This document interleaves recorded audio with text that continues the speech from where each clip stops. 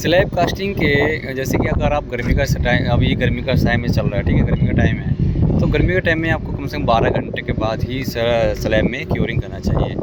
तो क्यूरिंग के बाद आपको सबसे बेस्ट रहता है कि आपको आउटर में, जैसे कि यहाँ पे देख रहे होंगे, ये मोटार की है, जैसे कि 1:10 या फिर 1:12 आपका कोर्सेंट ले सकते हो, या फिर आप, ठीक है, तो जैसे कोर्सेंट है या डस्ट है या फिर रेत है, तो उसमें आप मसाला, जो कच्चा मसाला होता है, उसको बना के आप डोली बना सकते हो। जैसे कि आउटर में सभी डोली बनाई हुई है।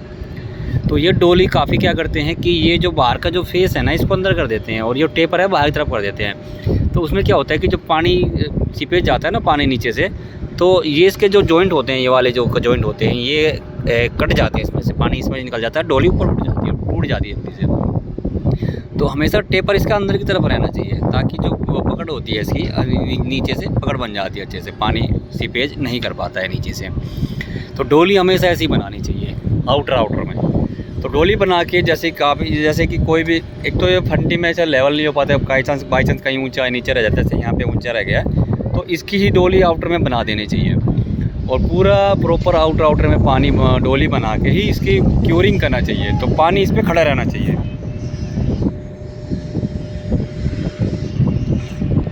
ठीक है। तो स्लैब क्यूरिंग का आपको कई तरीके से आप कर सकते हो, जैसे पानी कम होता है तो छिड़काव करके, और आउटर में जैसे कि बीम कास्टिंग होती है, तो बीम में आप जैसे गन्नी बैग होते हैं या फिर जूट की जो बोरी होती है, ठीक है, तो वो आपको बाहर लटका के, जैसे आलू की जो बोरी होती हैं, या फिर अपने गेहूँ की जो बोरी होती है, वो बाहर लटका के वो बीम की तरह ही ऐसी हो सकती है यहाँ पे। और छत पे अच्छे से पानी खड़ा रहना चाहिए। तो गर्मी का टाइम में कम से कम आपको 15 दिन तक इसकी पानी खड़ा रहना चाहिए, पूरा पानी भरा रहना चाहिए। जैसे यहाँ पे पूरा डोली बना के आउटर में, जैसे बीच में क्रॉस बना दिया है, वहाँ बीच में क्रॉस बना दिया है, तो प्रॉपर छत पे पूरा अच्छे से पानी भर दिया है। जैसे कहीं पे थोड़ी बहुत छत पे ऊंची रह जाती है, जैसे मिस्त्री क्या फंटी वंटी में लेवल नहीं कर पाता है, जैसे कहीं ऊंचा कर देता है, कहीं नीचे कर देता है, फंटी मसाला ज़्यादा चढ़ा देता है वहाँ पे, ठीक है। तो यहाँ पे जैसे ऊंचा रहेगा, तो ये प्रॉपर डोली यहाँ पे बना देनी चाहिए, इसका पानी ऐसे भरने।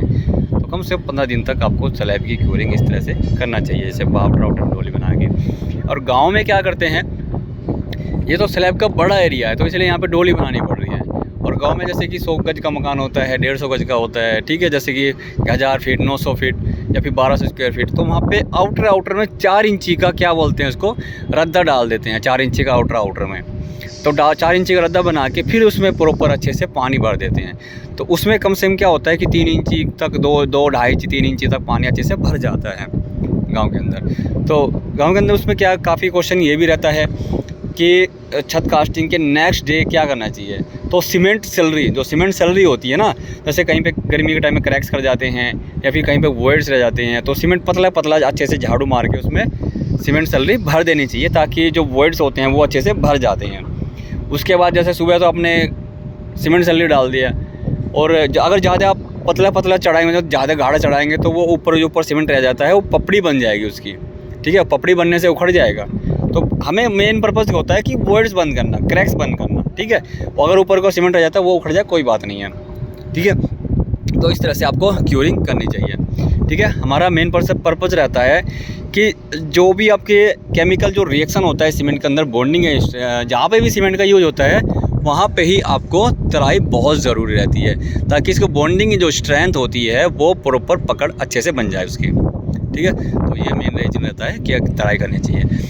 ठंडी के टाइम में आपको 7 से 10 दिन तक कम से कम करना चाहिए, और गर्मी के टाइम में कम से कम 15 दिन तक इसकी स्लैब की तराई होनी चाहिए, ठीक है। तो मेन रीज़न ये रहता है। अगर इस क्वेश्चन से कोई रिलेटेड कोई क्वेश्चन है, कोई क्वेरी है, तो कमेंट बॉक्स में लिख देना, आपकी हेल्प जरूर की जाएगी। Thanks for watching this video. मिलता है नेक्स्ट वीडियो में। Bye bye.